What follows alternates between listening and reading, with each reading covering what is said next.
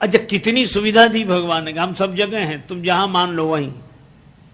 इसीलिए भक्ति स्वतंत्र। अब ये बात अलग है कि कोई ना समझ पाए, दो व्यक्तियों में झगड़ा हो गया, एक बोला धरती गोल है, दूसरा बोला नहीं धरती चपटी है। तब तक तीसरा आदमी निकला, तो उन दोनों ने कहा अरे भैया तुम बताओ, हम दोनों झगड़ रहे हैं, ये कह रहे हैं पृथ्वी गोल है, हम कह रहे हैं पृथ्वी चपटी है। तो वो आदमी बोला भैया यहीं के रहने वाले से पूछो, हम बाहर के रहने वाले हैं। मतलब ये वहां से आया है जहां पृथ्वी है ही नहीं।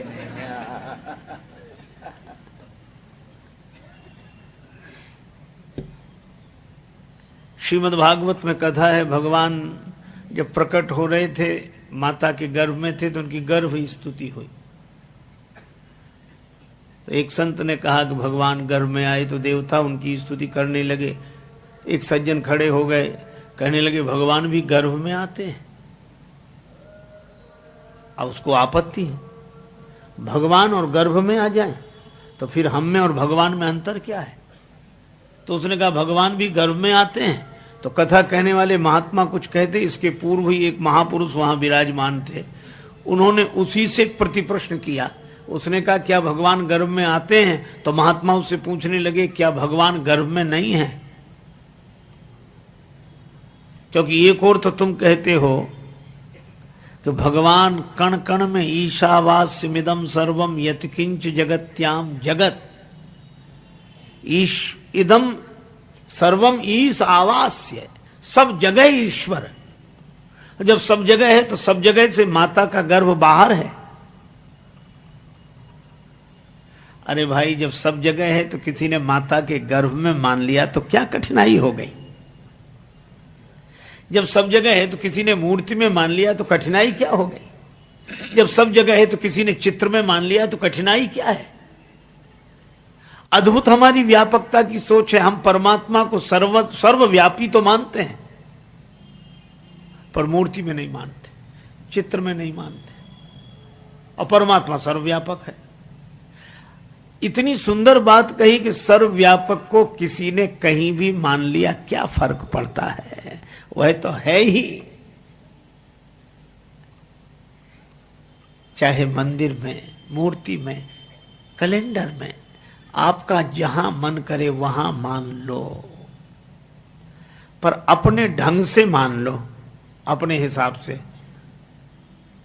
अब मीराबाई ने भगवान का एक नाम चुना, मीरा के प्रभु गिरधर नागर, यही नाम, मीरा के प्रभु गिरधर नागर।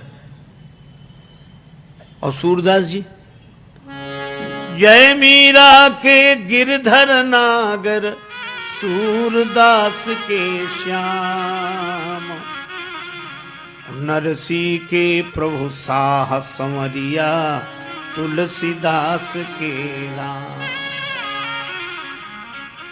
कितने भगवान हो गए। मीराबाई के तो गिरधर नागर, सूरदास जी के श्याम, और नरसिंह जी के सांवल शाह, और तुलसीदास जी के राम।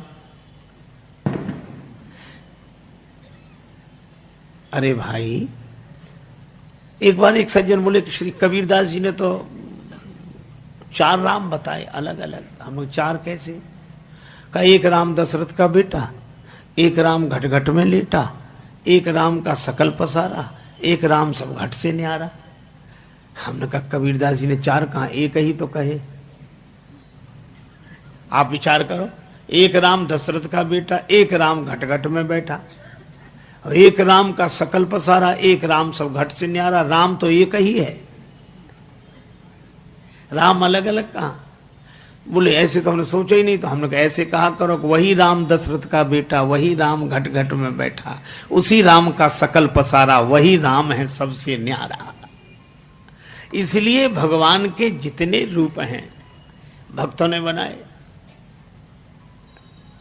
नरसिंह जी तो अपनी कुटिया में श्री कृष्ण गोविंद हरे मुरारे, हे नाथ नारायण वासुदेवा, श्री कृष्ण गोविंद।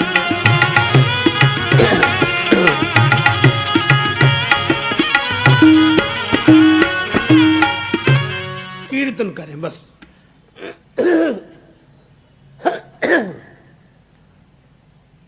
अब ऐसे के पास रहे कौन? सो महाराज 16 सूरदास, उन 16 के तो आंख थी नहीं, ऐसे के पास आंख वाला रहे काहे को? बेचारे सूरदास रहते, उन्हें कुछ दिखता ही नहीं था। और नरसिंह जी कीर्तन करें, वो अपनी आंख बंद कर लें।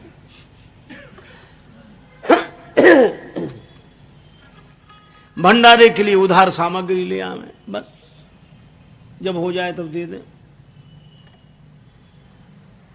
एक बार उस बस्ती में कुछ संत लोग आए। संतों ने पूछा कि भाई हमें द्वारिका जाना है, पैसा हमारे पास है, यहां किसी के पास हम पैसा जमा कर दें, द्वारिका में कारोबार हो तो हुंडी का कागज लिख कर दे दें तो हमें ये धन साथ नहीं ले जाना पड़ेगा। गांव के लोग बड़े जलते थे नरसिंह जी से। कहा कि महाराज सेठ तो एक ही है यहां, पर बहुत ऐसे रहता है दीनहीन भाव से, आप पीछे पड़ जाना, द्वारिका में बड़ा कारोबार है उसका, वो लिख सकता है हुंडी, और तो गांव में कोई है ही नहीं। संतों ने कहा चलो। नरसिंह जी श्री कृष्ण गोविंद हरे मुरारे हे नाथ नारायण वासुदेव, और संत आए। अरे जय हो सेठ जी, हमारा भी उद्धार करो। नरसिंह जी कांप गए, हम कब से उद्धार करने लगे? हम तो कीर्तन करते हैं। सेठ बोले कि हम द्वारिका जा रहे हैं, हमारा पैसा जमा करो, हुंडी लिख कर दो। नरसिंह जी ने कहा कि महाराज मैं तो दीनहीन हूं, मैं तो खुद उधार ला के भंडारा करता हूं, ऐसे ही हम तो कीर्तन करने वाले हैं, गरीब आदमी हमारे पास में। संत बोले गांव वालों ने पहले ही कहा था, वो ऐसे ही बोलेगा।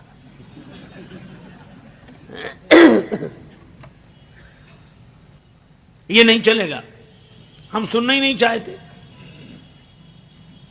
महाराज हमारा कोई कारोबार नहीं द्वारिका में, हम सही कहते हैं। अब जब ज्यादा जिद की तो संतों ने एक ही बात कही, हमारी सौगंध करके कहो द्वारिका में तुम्हारा कोई नहीं है। अब नरसिंह जी की आंखों में आंसू आ गए। ये कैसे कह दें कि द्वारिका में कोई नहीं? द्वारिका में ही तो कोई है जिससे हमारा नाता है। नरसिंह जी चुप हुए। संतों ने कहा तुम लिखो हुंडी। नरसिंह जी ने भी सोचा कि भगवान ने भेज दिया तो लिखा ही देते। लाओ पैसा ले लिया, हुंडी लिख दी। लिखें किसके नाम? तो झूठ ऐसे ही नाम भगवान का मना के सावल शाह फर्म मिलेगी, सावल शाह है वहां ये कागज दिखाना, तुम्हें रुपए मिल जाएंगे, जाओ। नरसिंह जी सोच रहे थे संत अभी इतनी जल्दी तो आते नहीं, तब तक भोज भंडारा होगा, जो होगा देखा जाएगा।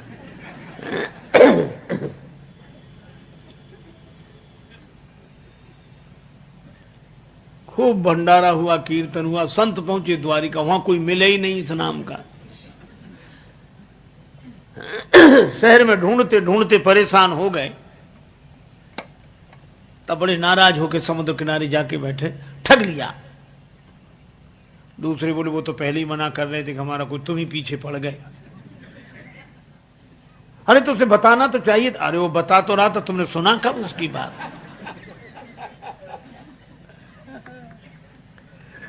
नरसिंह जी को बुरा भला कहने लगे, गाली देने लगे। संतों की भाषा। बैठ सिंधु तट संत जन भरने लगे जो आह, तब तक प्रभु जी प्रगट भे बन के सांवल साह। भगवान सांवल साह बन के प्रकट हो गए। चश्मा लगाए, कलम कान पे रखे, पगड़ी बांधे, पूरा पोशाक। अरे भैया जूनागढ़ से कौन आए? नरसिंह जी का नाम कौन ले रहे हैं? कौन ले रहे हैं भैया? कौन कौन? अब संतों ने सुना कि कोई अपनी बारे में पूछ रहा है। संतों, अरे भैया आओ आओ आओ, आप भले आ गए हो। मेरा नाम सांवल शाह है, तुम मैं यहाँ से बहुत दूर रहता हूँ, इसलिए कल मिल नहीं पाया। लाओ हुंडी दो। संतों ने कहा जल्दी दो। हुंडी दी, रुपया मिल गया। भगवान ने एक चिट्ठी लिखी नरसिंह जी को, ये दे देना। संत आराम से द्वारिका रहे। अब लौटे, जूनागढ़ में चिट्ठी देते चले। अब जूनागढ़ पहुंचे तो लोगों ने कहा कि वही संत आ रहे हैं जो द्वारिका गए थे, तुमने हुंडी लिखी थी।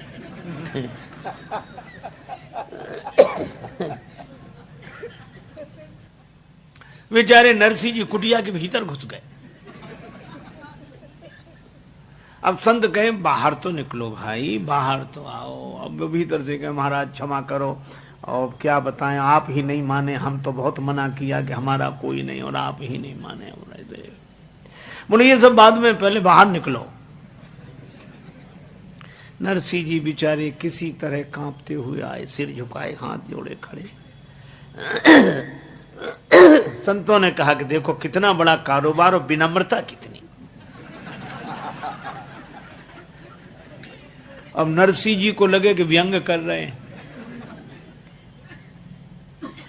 महाराज अब हमसे तो जो हुआ सो गलती हुई सो हुई। अरे नहीं, काहे की गलती है। संतों ने कहा सचमुच हम व्यंग नहीं कर रहे, ये चिट्ठी पढ़। हमें सामल शाह ने दी। नरसिंह जी ने वो चिट्ठी पढ़ी। उसमें लिखा था, सिद्ध श्री जूनागढ़ के भक्त राज नरसिंह को कहियो हमारी जाए जय नरसिंह की है। संतन के बहाने मोह सेवा को अवसर दियो। चिट्ठी लिख भेजी, बात यह नीकी है। बार बार संतन के संदेशे तो भेजत मोह, आप नहीं आवत बात यह फीकी है। और जान के मुनीम फेर याद करना हमें, काम काज लिखना ये दुकान आप ही की है।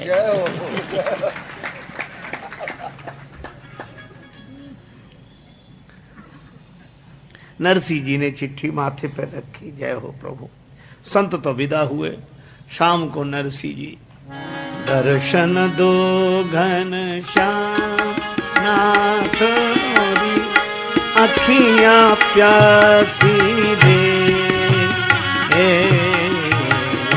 दर्शन दो घन श्याम नाथ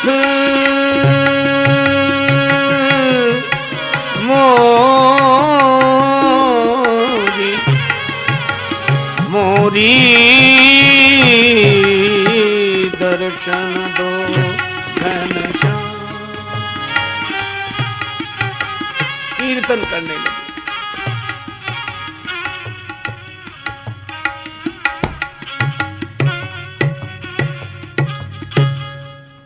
भगवान प्रकट हो गए। नरसिंह जी चरणों, प्रभु बड़ी कृपा, आपने हमारी बात रख ली, आपकी बड़ी कृपा। भगवान हंसकर बोले कृपा तो तुम्हारी है। नरसिंह जी बोले हमारी काहे कृपा। भगवान बोले हम जब से जन्म लेकर आए सबने हमें चोर कहा, सबने। माखन चोर, चीर चोर, चित चोर। लेकिन आपने बड़ी कृपा की। क्या? बोले चोर को साहे तो बना दिया। तो नरसिंह जी के भगवान का नाम सामल शाह, अलग नाम है। गिरधर नागर, कहीं नाम न मिले। मीरा के प्रभु गिरधर नागर। तो भक्त लोग अपनी भावना के अनुसार भगवान को अपना बनाते हैं। देखो आस्तिकता और भक्ति में यही अंतर है। जैसे किसी के पास आटा रखा हो, आटा खूब भंडार भरा हो आटे का, और आटे की रोटी बनती है, लेकिन पेट आटे से नहीं भरता, रोटी से भरता है। तो आटा अपने पास है, ये आस्तिकता है। परमात्मा है, हम मानते, परमात्मा है, मानते हैं। पर भक्ति है उस आटे की रोटी बना लेना।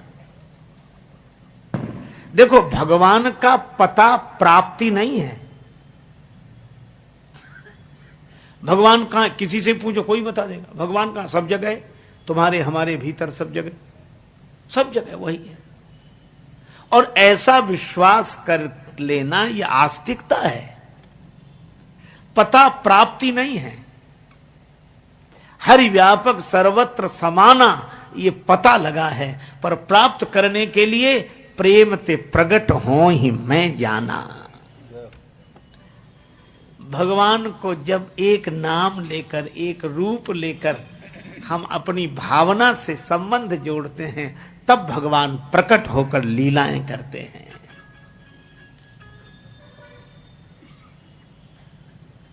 श्री सीता जी ने भगवान से नाता जोड़ा,